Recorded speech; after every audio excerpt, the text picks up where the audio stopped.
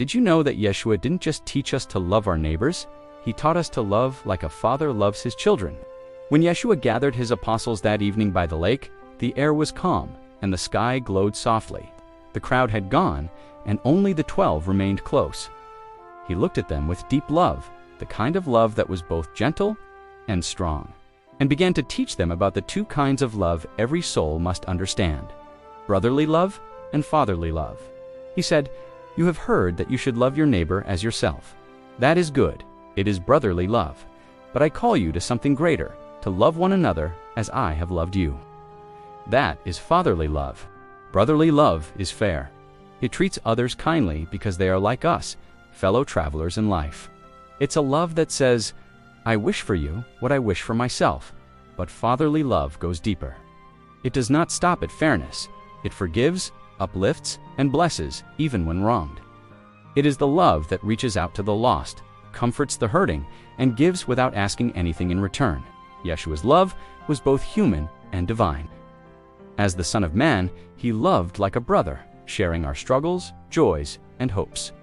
As the Son of God, he loved like a father, patient, merciful, and full of grace. He told his apostles that this divine love is what God feels for every soul, a love that keeps giving, even to those who forget him. He said, "Be perfect, even as your Father in heaven is perfect," not meaning flawless, but perfect in love, mature, understanding, and compassionate.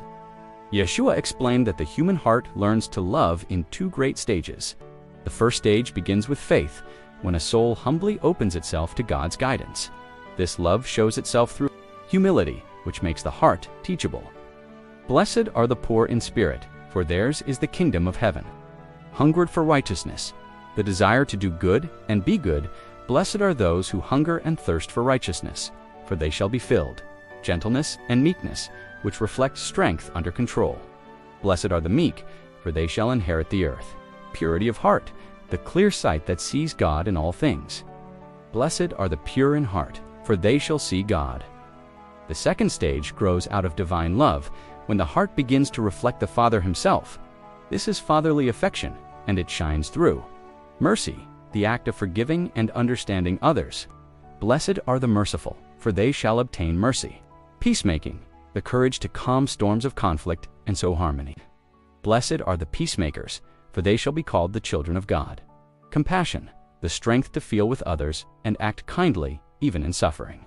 Endurance in faith, the peace of those who remain joyful even when persecuted. Blessed are those who are persecuted for righteousness' sake, for theirs is the kingdom of heaven. Yeshua told them that real happiness does not come from wealth or power, but from the inner peace of a loving heart. He reminded them that those who mourn will be comforted, that the meek will find peace, that the merciful will receive mercy, and that the pure will see God even now through faith. He said that when you love with fatherly love, you no longer see enemies, only God's children who may have lost their way. You no longer count what is fair, you simply give as your heavenly Father gives. Then Yeshua looked around the circle of his friends, smiled gently, and said, "Let your love grow beyond your own heart. Love each person as I have loved you. Be the light that gives warmth, the salt that gives flavor, the heart that gives hope." And as he finished, the apostles sat in silence. They understood that this new way, the way of fatherly love, was not an easy path, but it was the path that leads to heaven's joy. Let this teaching remind you today. Love beyond what feels fair. Love as the Father loves.